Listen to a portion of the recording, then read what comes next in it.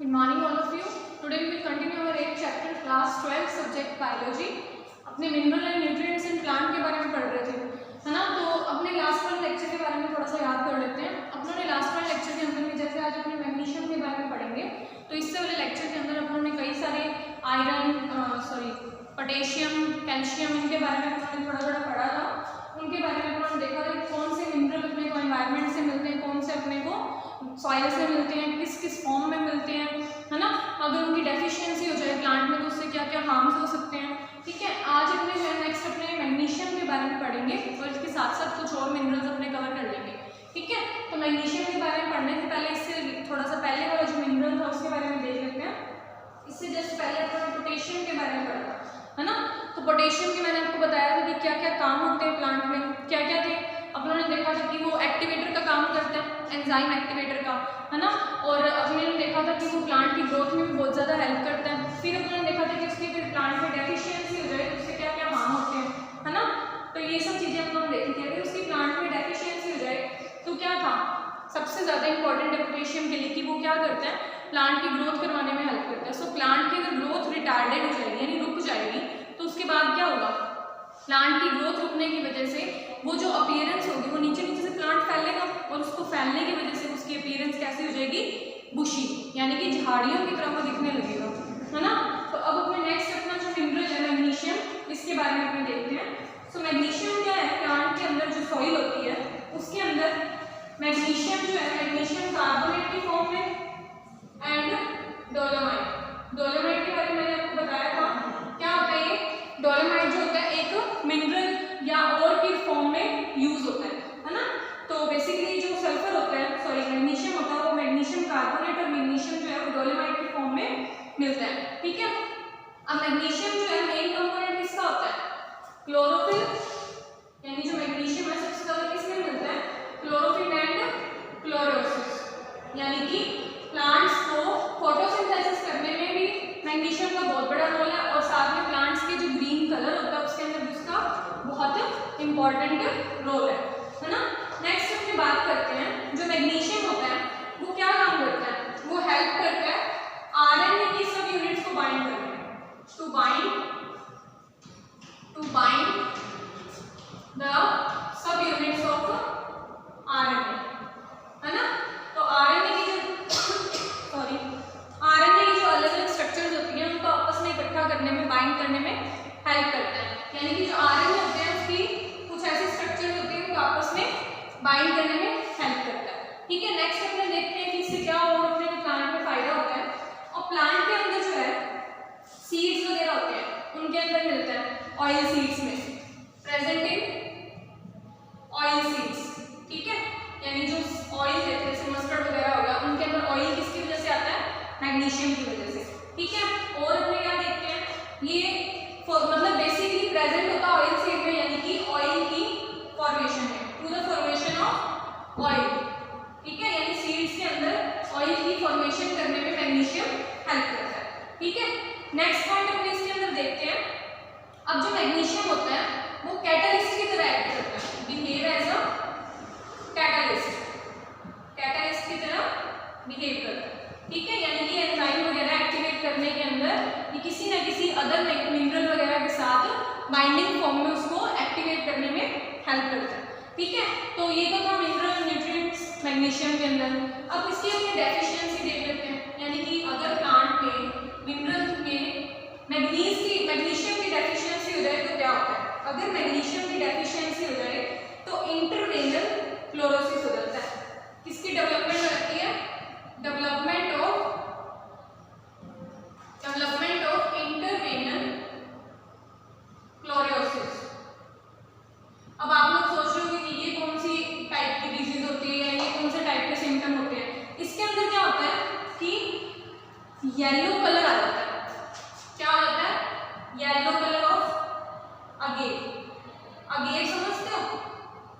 अगेर क्या होता है, छोटी सी जो बड होती है प्लांट की उसके अंदर क्या हो जाता है, येलो कलर आना स्टार्ट हो जाता है due to the deficiency of manganese. ठीक है, नेक्स्ट अपने देखते हैं इसके अंदर और क्या कमी हो जाती है। इसके अंदर क्या हो जाता है, लीव्स के ऊपर, प्लांट में जो लीव्स होती है उसके ऊपर येलो कलर के स्पॉट आने लग जाते हैं, येलो स्पॉट आने लग जाते हैं। ठीक है,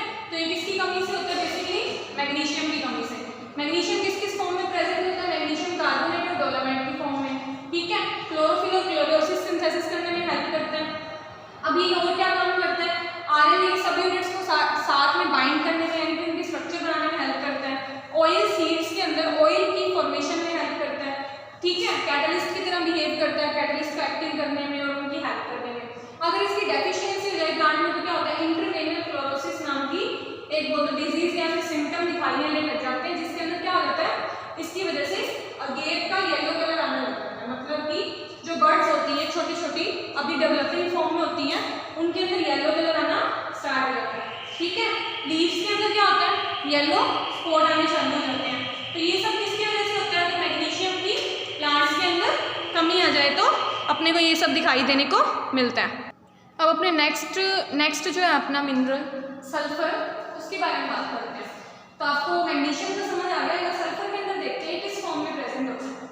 सल्फर जो बेसिकली होता है सल्फेट फॉर्म में प्रेजेंट होता है सॉइल के अंदर, इन द सॉइल, ठीक है। सॉइल के अंदर किस फॉर्म में प्रेजेंट होता है, सल्फेट फॉर्म में जो है सॉइल के अंदर प्रेजेंट होता है, अपने को सॉइल में सल्फेट फॉर्म के अंदर मिलता है। या फिर किस फॉर्म में प्रेजेंट होता है, गैसेस फॉर्म में, SO2 सल्फर डाइऑक्साइड फॉर्म में अपने को प्लांट की सॉइल के अंदर अपने को ये मिलता है, ठीक है। अब नेक्स्ट देखो, प्लांट्स के लिए सल्फर डाइऑक्साइड है, ये भी क्या है, अच्छा सोर्स है सल्फर लेने का, ठीक है। यानी कि प्लांट्स को सल्फर चाहिए होगी तो ये सल्फेट की फॉर्म में तो प्रेजेंट होता ही होता है, साथ में जो सल्फर डाइऑक्साइड गैस होती है, प्लांट्स क्या करते हैं, इनसे सल्फर अपनी यूटिलाइजेशन में ले लेते हैं, यानी कि यूज कर लेते हैं, ठीक है। नेक्स्ट देखते हैं अपने इसके अंदर प्लांट्स जो होते हैं, जैसे ब्रेसिकेसी फैमिली की बात करते हैं, किस फैमिली की, 11th के अंदर आपने इस फैमिली के बारे में पढ़ा हुआ है। जो ब्रेसिकेसी फैमिली होती है, मतलब कि बेसिकली इस फैमिली के अंदर मस्टर्ड वगैरह ये सब इंक्लूड होते हैं। ब्रेसिकेसी जो फैमिली होती है उसके अंदर क्या होता है, जो उसकी स्ट्रॉन्ग स्मेल होती है, उसके अंदर जो स्ट्रॉन्ग स्मेल आती है ना, वो किसकी वजह से आती है, due to the presence of sulphur, due to the presence of sulphur, ठीक है। सल्फर की प्रेजेंस की वजह से उस फैमिली के जो प्लांट्स होते हैं उनके अंदर क्या आती है, एक वॉलेटाइल सब्सटेंस होता है, क्या आती है, strong smell and volatile substance. कौन सा प्रेजेंट होता है, वो सल्फर की वजह से, ठीक है। यानी कि ब्रेसिकेसी फैमिली के अंदर वॉलेटाइल सब्सटेंस यानी थोड़ा जहरीला सब्सटेंस प्रेजेंट होता है, वो किसकी वजह से होता है, सल्फर की प्रेजेंस की वजह से, ठीक है। पी फैमिली जो होती है, पी फैमिली उसके अंदर क्या होता है, उसके अंदर जो स्ट्रॉन्ग स्मेल आती है, ज्यादा स्मेल वाला फैक्टर जो है वो पी फैमिली के लिए काम करता है। क्या काम करता है, स्ट्रॉन्ग वाला फैक्टर जो होता है वो पी फैमिली के लिए काम करता है। जो स्ट्रॉन्ग स्मेल होती है वो किसकी प्रेजेंस की वजह से होती है, पी फैमिली में सल्फर की प्रेजेंस की वजह से। तो सल्फर की प्रेजेंस होती है उसके अंदर, जिस वजह से प्लांट में क्या होती है, स्मेल डेवलप होती है, ठीक है। आगे देखो, अब पी फैमिली के अंदर जो रूट्स होती है, स्मेल के साथ साथ रूट नोड्यूल्स जो होती है, रूट नोड्यूल्स यानी रूट नोड्यूल्स समझते हो, यहाँ देखो रूट्स होती है जिनके अंदर छोटे छोटे क्या होते हैं, ऐसे नोड्यूल्स टाइप डेवलपमेंट होनी स्टार्ट हो जाती है, ऐसे कुछ ऐसे खुली हुई सी स्ट्रक्चर्स होती है रूट्स में, ठीक है। इनको क्या बोला जाता है, रूट नोड्यूल्स। तो इन रूट नोड्यूल्स के अंदर क्या काम करता है, सल्फर जो होता है ये इसमें हेल्प करता है, ठीक है, रूट नोड्यूल्स को डेवलप करने में, डेवलपमेंट ऑफ रूट नोड्यूल्स, ठीक है। रूट नोड्यूल्स की डेवलपमेंट करने में कौन हेल्प करता है, सल्फर। नेक्स्ट देखो, अगर सल्फर जो होता है सल्फर की कमी हो जाए तो क्या होता है, उससे पहले अपने एक पॉइंट और अपना डिस्कस कर लेते हैं। सल्फर क्या काम करता है, सल्फर हेल्प करता है अमाइनो एसिड को सिंथेसाइज करने में, अमाइनो एसिड को सिंथेसिस करने में सल्फर हेल्प करता है। आप लोग सोच रहे हो सिंथेसिस का मतलब तो आपको पता ही है ना, यानी कि अमाइनो एसिड को बनाने में सल्फर हेल्प करता है, ठीक है। और प्रोटीन सिंथेसिस करने में भी अमाइनो एसिड, प्रोटीन, इन सब को सिंथेसिस करने में कौन हेल्प करता है, सल्फर। क्लियर हो गया आपको, दोबारा देख लेते हैं थोड़ा सा पॉइंट्स अपने। सल्फर जो होता है बेसिकली सल्फेट आयन की प्रेजेंस, सल्फेट आयन के टाइप की फॉर्म में अपने को सॉइल में मिलता है, और साथ में इसके अंदर जो है SO2 से भी अपने क्या करते हैं कि इन द फॉर्म ऑफ गैसेस जो है अपने इसको ले सकते हैं, ठीक है। अब ब्रेसिकेसी फैमिली जो होती है इसके अंदर वॉलेटाइल सब्सटेंस होता है वो सल्फर ही होता है, जो इनके अंदर वॉलेटाइल सब्सटेंस प्रेजेंट होता है वो कौन सा होता है, सल्फर। पी फैमिली के अंदर रूट नोड्यूल्स की जो डेवलपमेंट होती है वो किसकी वजह से होती है, जो मिनरल सल्फर होता है उसकी वजह से। अब सल्फर और प्लांट्स में क्या हेल्प करता है, सल्फर अमाइनो एसिड सिंथेसाइज करने में, प्रोटीन सिंथेसाइज करने में हेल्प करवाता है, ठीक है। ये तो थे इसके कैरेक्टर्स। अब अपने कुछ इसके डेफिशिएंसी वाले कैरेक्टर्स देख लेते हैं, यानी कि जो प्लांट्स में सल्फर की कमी हो जाए तो क्या होता है, डेफिशिएंसी हो जाए तो डेफिशिएंसी के लिए अपने इसके कुछ पॉइंट्स हैं, यानी कि क्या क्या कैरेक्टर अपने को देखने को मिलते हैं प्लांट्स में। अगर इसमें प्लांट्स में सल्फर की डेफिशिएंसी हो जाए तो अपने को क्लोरोसिस देखने को मिलता है, chlorosis seen in leaves, leaves के अंदर अपने को क्लोरोसिस देखने को मिलता है। आप लोगों को दोबारा बता दूं, क्लोरोसिस क्या होता है, जो ग्रीन कलर होता है लीव्स का वो अपने को दिखाई नहीं देता, वो गायब हो जाता है, ठीक है। नेक्स्ट पॉइंट देखो, इसके अंदर क्लोरोसिस के अलावा क्या होता है। अब आपको पता है, मैंने आपको बताया कि अमाइनो एसिड प्रोटीन सिंथेसाइज करने में अपने को सल्फर हेल्प करता है। तो जब प्लांट्स के अंदर सल्फर की कमी हो जाएगी तो अमाइनो एसिड के अंदर भी सल्फर की कमी होगी। ऑब्वियस सी बात है कि जो प्लांट में जो अपना मिनरल सल्फर ये अमाइनो एसिड और प्रोटीन सिंथेसाइज करने में हेल्प कर रहा है, तो सिंपल सी बात है अगर उसकी कमी होगी तो अमाइनो एसिड में भी क्या हो जाएगी, अमाइनो एसिड्स के अंदर भी कमी हो जाएगी सल्फर की। Deficiency of sulphur occurs in the amino acid, यानी अमाइनो एसिड्स के जितने भी अपने फॉर्मूलाज होंगे, जितने भी सॉल्ट्स होंगे, उनके अंदर क्या होगी, सल्फर की कमी हो जाएगी। समझ आ गया।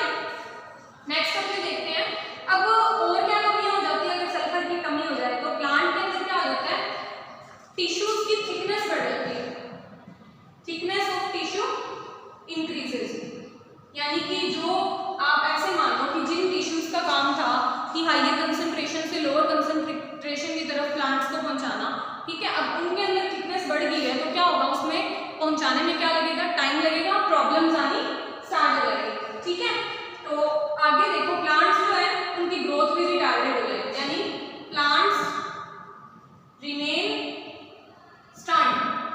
स्टंट का मतलब समझते हो, स्टंट का मतलब होता है जिसकी ग्रोथ में कमी आ जाए, रुकावट आ जाए, ठीक है। तो ये पॉइंट्स किस वजह से आएंगे, डेफिशिएंसी की वजह से। दोबारा सुन लो, इसके अंदर जो प्लांट सल्फर है उसके अंदर डेफिशिएंसी हो जाए तो क्लोरोसिस सीन होता है, लीव्स के अंदर क्लोरोसिस देखने को मिलता है। डेफिशिएंसी और सल्फर की हो जाए तो अमाइनो एसिड्स के अंदर भी कमी आ जाती है, टिश्यूज़ की थिकनेस बढ़ जाती है। कौन से टिश्यूज़ की, स्क्लेरेनकाइमा वगैरह की, अगर ज़्यादा थिकनेस होगी तो उनको ट्रांसपोर्ट करने में सब्सटेंस को प्रॉब्लम आएगी, ठीक है।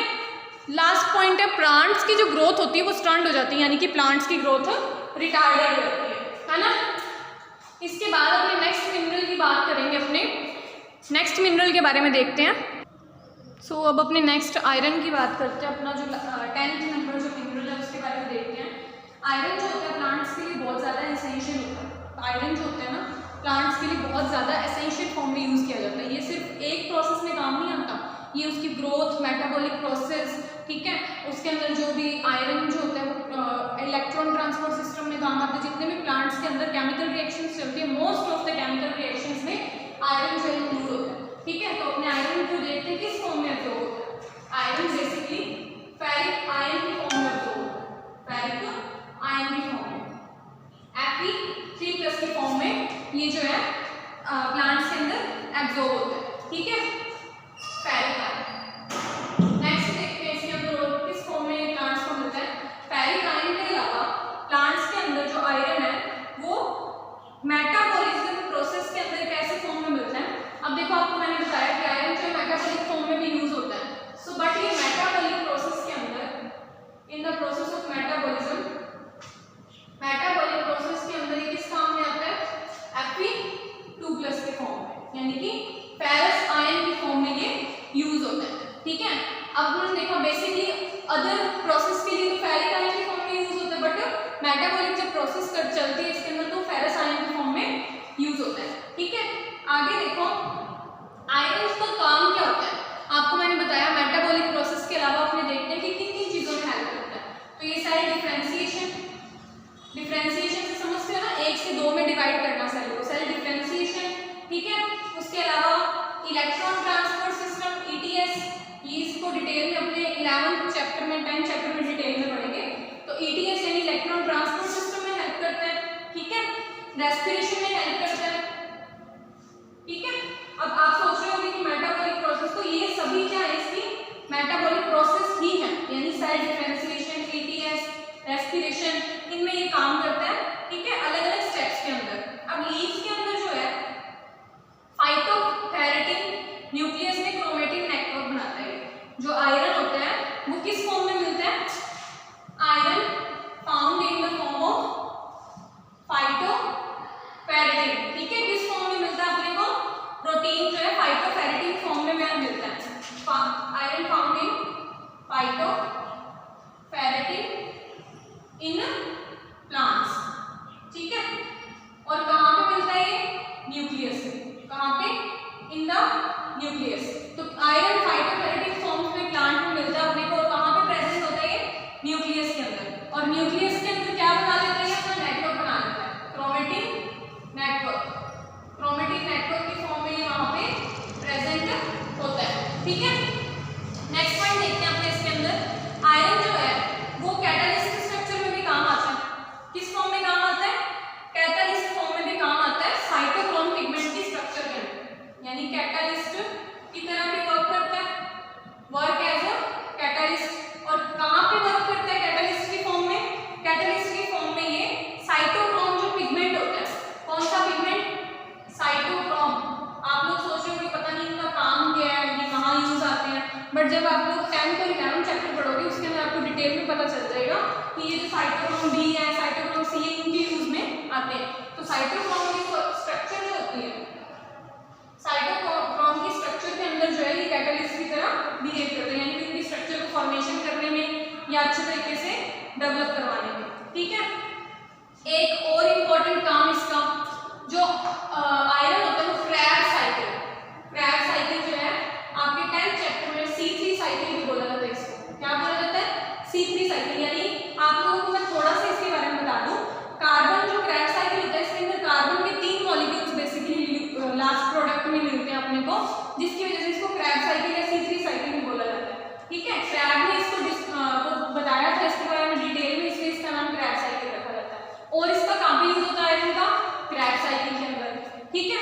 और इसका कहाँ यूज होता है, कैटालिस्ट की फॉर्म में आपको बता ही दिया मैंने, ठीक है। तो दोबारा सुन लो, आयरन जो होता है प्लांट्स के अंदर किस फॉर्म में मिलता है अपने को, फेरिक आयन की फॉर्म में, ठीक है। मेटाबॉलिज्म जो प्रोसेस होती है उसमें ये फेरस की फॉर्म में प्रेजेंट होता है, ठीक है। नेक्स्ट क्रैब साइकिल की फॉर्म, क्रैब साइकिल जब बनता है या क्रैब साइकिल की प्रोसेस जब चलती है रेस्पिरेशन में प्लांट्स में, उस टाइम पे आयरन की भी यूजेज होते हैं वहाँ पे कई सारे। और क्या काम करता है मेटाबॉलिक प्रोसेस के अंदर, cell differentiation, electron transport system, respiration, सबके अंदर क्या काम करता है, आयरन काम करता है। अब आयरन जो है वो एज अ कैटालिस्ट जो है वो भी यूज़ होता है साइटोक्रोम की स्ट्रक्चर में, ठीक है। कंफ्यूज नहीं होना, साइटोक्रोम की स्ट्रक्चर डिटेल में आपको आगे वाले चैप्टर्स में मिल जाएगी, फिलहाल आप लोग इनके फंक्शंस याद कर लो। नेक्स्ट और किस में यूज़ होता है, आयरन जो है अपने को फाइटोफेरेटिन जो होता है प्लांट्स में वहाँ पे प्रेजेंट होता है। अब फाइटोफेरेटिन का जो न्यूक्लियस में होते हैं ये फाइटोफेरेटिन स्ट्रक्चर जो होती है, और ये क्या वहाँ पे अपना नेटवर्क बना लेती है,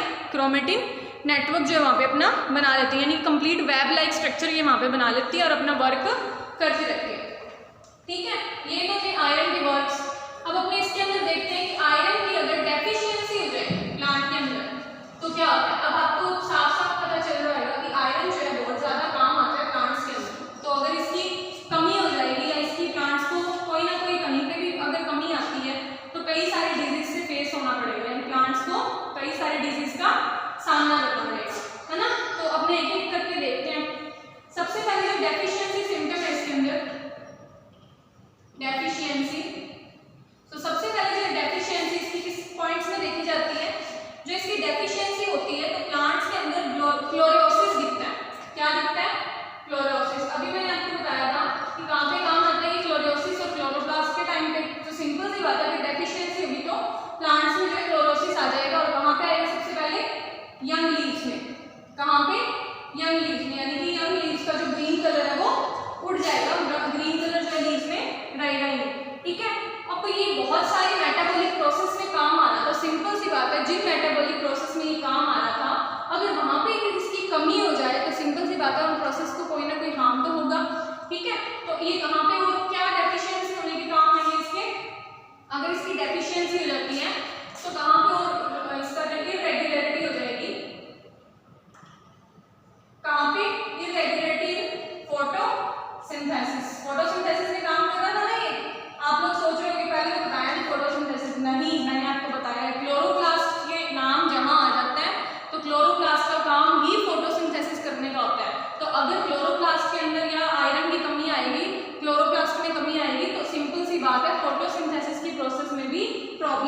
जरूर आएगी, ठीक है।